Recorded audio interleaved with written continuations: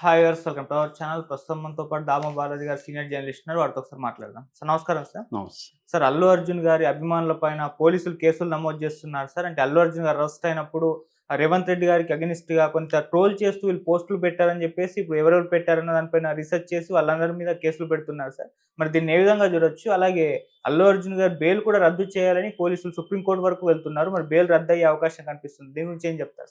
Allu Arjun case ఇంకా కొనసాగుతూనే ఉంది. 3 పరిణామాలని చెప్పొచ్చు. ఒకటి, సంధ్య థియేటర్‌కి నోటీసులు ఇచ్చారు. 2, అల్లు అర్జున్ బెయిల్ రద్దు కోసం సుప్రీంకోర్టుకు పోలీసులు వెళ్తున్నారు అని ఒక వార్త వైరల్ అవుతుంది. ఇందులో భాగంగానే అల్లు అర్జున్‌ని రావద్దని పోలీసులు క్లియర్‌గా సంధ్య థియేటర్ యాజమాన్యానికి నోటీస్ ఇచ్చారని, సో ఆ నోటీస్ కూడా వైరల్ అవుతుంది. ఇక మూడవ అంశం, అల్లు అర్జున్ ఫ్యాన్స్ మీద క్రాక్ డౌన్ స్టార్ట్ అయింది. అంటే అల్లు అర్జున్ ఫ్యాన్స్ కానీ రేవంత్ రెడ్డికి వ్యతిరేకంగా పోస్టులు పెడితే వాళ్ళని అరెస్ట్ చేస్తామని చెప్తున్నారు. ఆల్రెడీ 4 మీద కేసులు పెట్టారు. ఒక బిఎన్ఎస్ 352, 353 సెక్షన్ల కింద, అట్లాగే ఐటీ యాక్ట్ కింద, ఈ 2 దీని కింద పెట్టారు. వాళ్ళని కూడా అరెస్ట్ చేస్తామని చెప్తున్నారు. అంటే మనకి ఇప్పుడు ఏంటంటే ఈ 2 తెలుగు రాష్ట్రాల్లో ఇది సిమిలర్గా కనబడుతుంది. అక్కడ కూడా పోస్టులు పెట్టే వాళ్ళని పెద్ద ఎత్తున అరెస్టులు చేస్తున్నారు. ఇక్కడ కూడా ఆల్రెడీ బీఆర్ఎస్ వాళ్ళని, కొంతమంది జర్నలిస్టులను కూడా అరెస్టులు చేశారు. ఇప్పుడు అల్లు అర్జున్ ఫ్యాన్స్ మీద కూడా అరెస్టులు మొదలుపెట్టే అవకాశం కనిపిస్తుంది. ఇప్పటివరకు అరెస్టులు చేసినట్టుగా మనకి న్యూస్ లేదు, కానీ కేసులు అయితే 4 కేసులు ఆల్రెడీ నమోదు చేశారు. ఇంకా కూడా చేస్తున్నారు. అంటే మొత్తం పరిశీలిస్తున్నారు సోషల్ మీడియాలో. ఎందుకంటే ఇప్పుడు గవర్నమెంట్ అల్లు అర్జున్ విషయాన్ని సీరియస్గా తీసుకునింది, వదిలేదలుచుకోలేదు అంత ఈజీగా.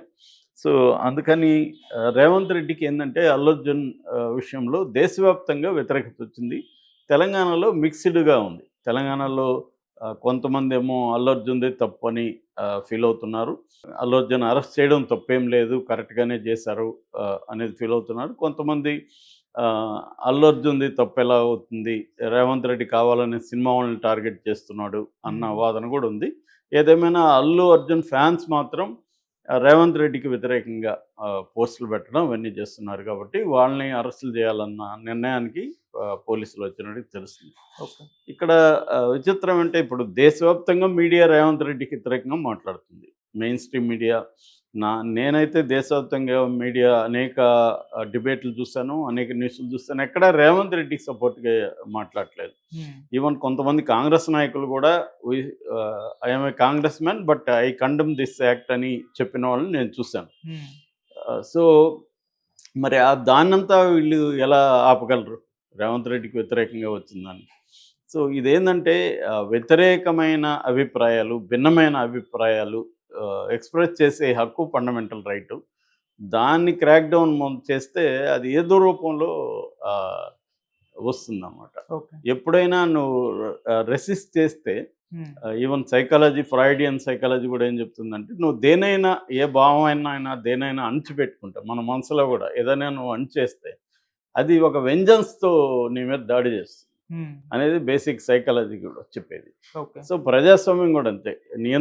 మహా నియంత్రణలతో పోయినారు. ఈ మధ్యనే చూసాం సిరియా, అసద్ ఎట్లా పారిపోయాడు, ఇక్కడ షేక్ హసీనా బంగ్లాదేశ్, ఇలాంటి వాళ్ళని కూడా చూస్తున్నాం. ఎప్పుడైతే డెమోక్రటిక్ స్పేసెస్ లేకపోతే ప్రజలకి తిరుగుబాటు చేయడానికి ఇంకొక రూపంలో అది వస్తుంది. కాబట్టి దాన్ని రానివ్వాలి. ఏమవుతుంది, ఇప్పుడు రేవంత్ రెడ్డిని విమర్శిస్తారు, ఏమవుతుంది, దానికి భయపడే కొద్దీ ఏంటంటే అది వేరే వేరే రూపాలు తీసుకుంటుంది.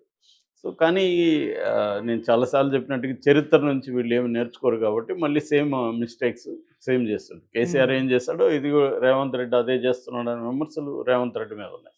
కేసీఆర్ కూడా ఇలాగే ప్రతిపక్షాలని తొక్కేయడం, గొంతుల్ని ప్రశ్నించే గొంతుల్ని నొక్కేయడం, ఇవన్నీ కేసీఆర్ చేశాడు. ఇప్పుడు రేవంత్ రెడ్డి కూడా అదే భిన్నమైన పరిపాలన ఇవ్వాలి. రేవంత్ రెడ్డి అసలు ఆయన గ్రౌండే వచ్చిందే ప్రజాస్వామ్యం కోసం అనేది ప్రధానంగా ఆయన చెప్పాడు. కేసీఆర్ నియంతృత్వం, కేసీఆర్ అహంకారానికి, తెలంగాణ ఆత్మాభిమానానికి పోరాటం అన్న మేజర్ స్లోగన్ ఆయన తీసుకొని వచ్చాడు. ఆ రోజే ఆయన సీఎం కాకముందే ఆయనతో కూర్చున్న హరగోపాల్ ఇదే చెప్పాడు. మీరు ఇప్పుడు ఇవన్నీ చెప్తారు, మీరు వన్స్ అధికారంలోకి వచ్చినాక మీరేమి భిన్నమైన పరిపాలన ఇవ్వరు, అందరూ అదే చేస్తారు అందుకని మేము ప్రభుత్వం అని మాట్లాడడం, రాజ్యం అనే మాట్లాడతాం. రాజ్యం అంటే ఎవరు ప్రభుత్వంలో ఉన్నా రాజ్యానికి ఒక స్వభావం ఉంటుంది. ఆ స్వభావం మారదు అనేది హరగోపాల్ చెప్పాడు. అది వాస్తవం కూడా. ఎవరు అధికారంలో ఉన్నా మనకి బేసిక్‌గా మౌలికమైన తేడా ఏమి కనబడట్లేదు ఓకే. ఇండియా విషయానికి వస్తే. సో, అది జరుగుతుంది. ఇక బెయిల్ విషయం. ఇప్పుడు హైకోర్టు బెయిల్ ఇచ్చింది. అది కూడా ఇంటీరియం బెయిల్. అది కూడా ఏ కాంటెక్స్‌లో ఇచ్చింది? యాక్చువల్‌గా బెయిల్ అడగలేదు బిగినింగ్‌లో. క్వాష్ పిటిషన్ ఏసాడు అల్లు అర్జున్. క్వాష్ పిటిషన్ అంటే ఈ కేసుని క్వాష్ చేసేయండి అనేది క్వాష్ పిటిషన్ ఏసాడు. ఏసేసరికి ఆ క్వాష్ పిటిషన్ మీద విచారణ జరిగే లోపలనే అతను అరెస్ట్ చేసేసారు. డిసెంబర్ 13 తేదీ. అరెస్ట్ చేసేసారు కాబట్టి క్వాష్ పిటిషన్‌ని లంచ్ మోషన్ పిటిషన్‌గా స్వీకరించి దాని మీద చర్చ జరగాలంటే దానికి హైకోర్టు అంగీకరించలేదు. కాకపోతే మీరు యాంటిసిపేటరీ బెయిల్‌కి అప్లై చేసుకున్నాను. లేదు ఇంటీరియం బెయిల్ ఇవ్వచ్చు అనేది నిరంజన్ రెడ్డి సుప్రీంకోర్టు తీర్పుల్ని అక్కడ కోట్ చేశాడు. సుప్రీంకోర్టు తీర్పులు ఉన్నాయి గతంలో. క్వాష్ పిటిషన్ చర్చ సందర్భంగా కూడా ఇంటీరియర్ బెయిల్‌ని అడగచ్చు, తప్పేం లేదనేది నిరూపించాడు. దానికి జడ్జి గారు జువాడి శ్రీదేవి గారు కన్విన్స్ అయ్యారు. దాన్ని అలో చేశారు. దాని సందర్భంగా వాదనలు జరిగాయి. అప్పుడు కూడా పీపీ ఏం చెప్పారంటే అల్లు అర్జున్‌ని రావద్దంటే వచ్చాడు. అల్లు అర్జున్ మేము రమ్మని చెప్పలేదు, రావద్దని పోలీసులు చెప్పారు అన్నప్పుడు జడ్జి గారు అడిగారు, రావద్దని చెప్పిన దానికి ప్రూఫ్ ఉందా? మండే మేము ప్రొడ్యూస్ చేస్తున్నారు. అప్పుడు Niranjan Reddy Arnab Goswami versus state of Maharashtra కేసుని ముందుకు తీసుకొచ్చారు. అందులో క్లియర్గా ఏముందంటే ప్రైమా ఫేసి ఎవిడెన్స్ లేనప్పుడు ఇంటీరియం బెయిల్ కూడా ఇవ్వచ్చు, ఒక రోజు కూడా వాళ్ళని జైల్లో పెట్టకుండా ఉండాలి అనే దానికి లార్డ్ డెన్నింగ్స్ లాంటి కాన్స్టిట్యూషనల్ ఎక్స్పర్ట్ల కొటేషన్ కూడా సుప్రీంకోర్టు అప్పుడు చెప్పింది. మహారాష్ట్ర హైకోర్టుని తప్పుపడుతూ సుప్రీంకోర్టు ఆర్నబ్ గోస్వామికి బెయిల్ ఇచ్చింది. దాన్ని ఇక్కడ ఈయన ప్రవేశపెట్టాడు నిరంజన్ రెడ్డి. దాంతో కన్విన్స్ అయ్యారు. సో మండే వరకు అతన్ని జైల్లో ఎందుకు ఉంచాలి, ప్రైమా ఫేసి ఎవిడెన్స్ లేదు, ఉన్నప్పుడు మీరు ఇక్కడ ప్రవేశపెట్టడానికి ఎంతసేపు పడుతుంది, ఇవాళ టెక్నాలజీ ఉన్నప్పుడు దాని కాపీ వాట్సాప్లో పెడితే పోలీసులు ఇక్కడ ఇస్తారు కదా. కాబట్టి దానికి మండే వరకు ఎందుకు ఉంచాలి? సో మీ దగ్గర ఆధారాలు ఏమి లేవు అంటే అల్లు అర్జున్ని రావద్దని మేము చెప్పాము అని చెప్పడానికి ఆధారాలు లేవు. ఆ తర్వాత అసలు మేము పర్మిషన్ ఇవ్వలేదని కూడా పోలీసులు ఆర్గ్యూ చేశారు. అంటే మమ్మల్ని ఎవరు పర్మిషన్ అడగలేదు అని కూడా చేస్తే అప్పుడు సంధ్యా థియేటర్ యాజమాన్యం ఒక లెటర్ ప్రవేశపెట్టింది కోర్టులో. ఆ లెటర్ ఏముందంటే క్లియర్గా 2వ తేదీ వీళ్ళు పర్మిషన్ అడిగారు, ఇలాగ హీరో వస్తున్నాడు, హీరోయిన్ వస్తుంది, తర్వాత ఇంకొంతమంది సిబ్బంది వస్తున్నారు, అట్లాగే మేకర్స్ కూడా వస్తున్నారు అని పర్మిషన్కి ఏసీపీ చిక్కడపల్లి ఏసీపీకి వీళ్ళు లెటర్ పెడితే చిక్కడపల్లి ఏసీపీ అక్నాలెడ్జ్డ్ కాపీ. అది అంటే వాళ్ళకి ముందే ఇన్ఫామ్ చేశారు, ఇట్లా వస్తున్నారు, క్రౌడ్స్ ఎక్కువ ఉంటుంది, మీరు కంట్రోల్ చేయాలని కూడా చెప్పారు. సో పోలీసుల వైఫల్యాన్ని వీళ్ళు అల్లు అర్జున్ మీద థియేటర్ యాజమాన్యం మీద నెట్టేస్తున్నారనే ఆర్గ్యుమెంట్స్ బలంగా డిఫెన్స్ అడ్వకేట్స్ వినిపించగలిగారు. అటు సంధ్య తరపున అడ్వకేట్స్, ఇటు అల్లు అర్జున్ తరపున అడ్వకేట్స్. ఆ వాదంతో హైకోర్టు కన్విన్స్ అయింది. దానికి భిన్నమైన వాదనని, దానికి కౌంటర్ ఆర్గ్యుమెంట్ని ఇటు పబ్లిక్ ప్రాసిక్యూటర్ ఆయన పల్లె నాగేశ్వరరావు గట్టిగా ఇవ్వలేకపోయాడు అనేది కనిపిస్తుంది. సో ఎందుకంటే నిరంజన్ రెడ్డి క్లియర్గా ఏం వాదించాడంటే ఆ చనిపోయిన రేవతి ఫ్యామిలీ లోవర్ బాల్కనీలో ఉంది, అల్లు అర్జున్ అప్పర్ బాల్కనీలోకి వెళ్ళాడు, పోలీసులు కూడా అప్పర్ బాల్కనీలోకి వచ్చారు కానీ లోవర్ బాల్కనీలో పోలీసులు ఎవరు లేరు ఆపడానికి క్రౌడ్ని. కాబట్టి క్లియర్గా పోలీసుల వైపులో ఉంది. పోలీసులు కూడా అల్లు అర్జున్ చూడాలని, అల్లు అర్జున్తో దగ్గరగా ఉండాలని అప్పర్ దీనికి వచ్చారు తప్ప సెక్యూరిటీని వాళ్ళు పట్టించుకోలేదు. అందుకని లోవర్ బాల్కనీలో క్రౌడ్ పెరిగింది. లోవర్ బాల్కనీలో కానీ వాళ్ళు డోర్ దగ్గర ఉండి కానీ ఆపుని ఉంటే క్రౌడ్ వచ్చేది కాదు.